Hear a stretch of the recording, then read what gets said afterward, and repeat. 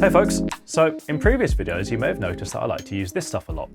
Satin acrylic tubing. It has an effect that I really like because it softens the effect of the actual tube itself.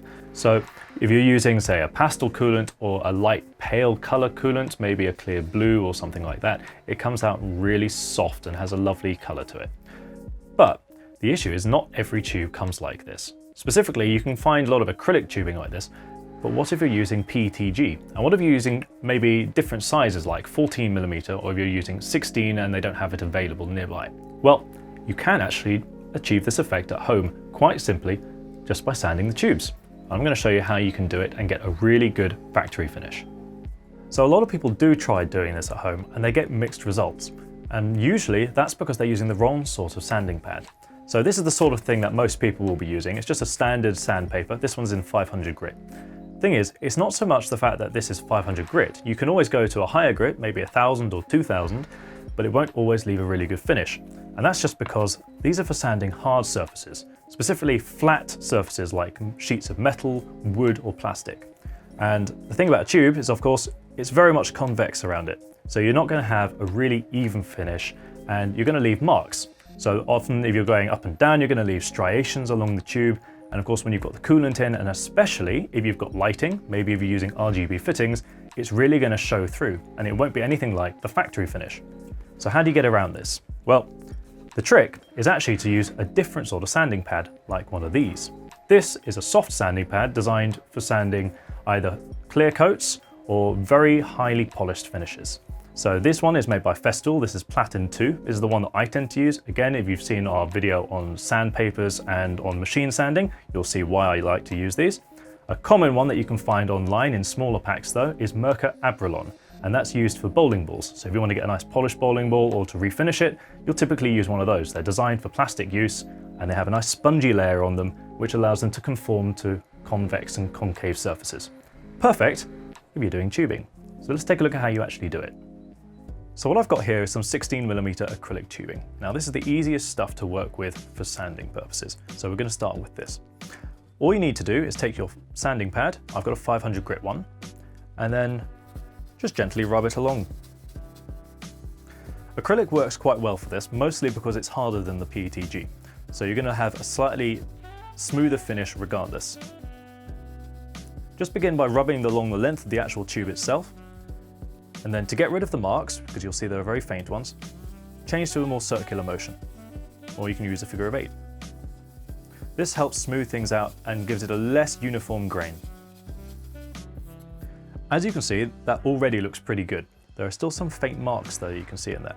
Now, to solve that, all you need to do is use a higher grit as well. So I like to skip up to 1000 grit. Basically just follow exactly the same thing that you just did, but going a little bit lighter.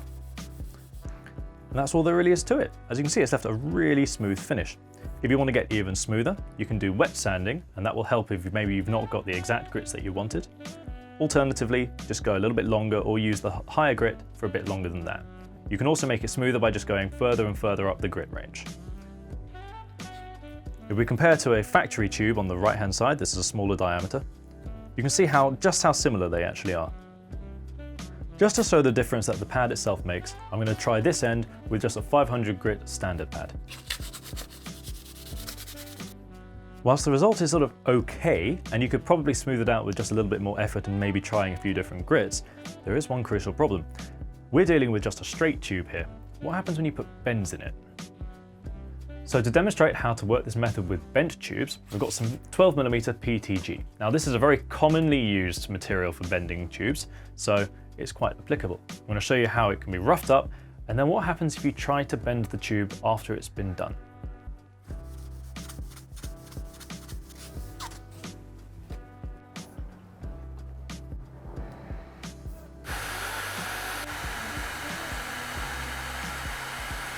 Right, so after bending the tube itself, you'll notice that a lot of the satin look that we've gone for has disappeared. Now, largely this is a problem with PETG more than acrylic, because acrylic has a much higher melting point. It's a similar effect to trying to do something like flame polishing, where essentially you're heating the tube up and it will reform itself. So to get around this, I recommend doing the bending first with your clear tubing, and then you can use your soft pads to make the whole tube itself satin.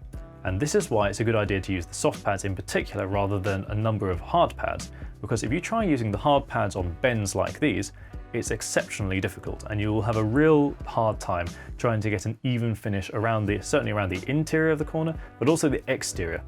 Also, if you do it beforehand and bend it, sometimes it can come out a little bit stretched. And this can happen even with the factory stuff, so you've got to make sure you're very careful with the heat. You don't want to overdo it.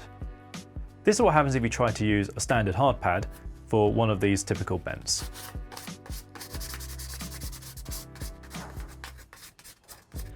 While the result itself isn't really terrible, you can see there are lines that go along the actual tubing itself. Now, some of these will again be solved by going to a higher grit paper and just taking a bit more time than I've done there.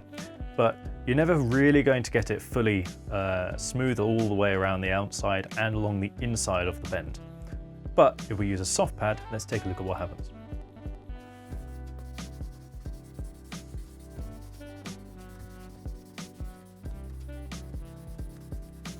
As you can see, the actual finish is really smooth and it definitely looks factory. If we compare it to the other one, you can see how much more even that is.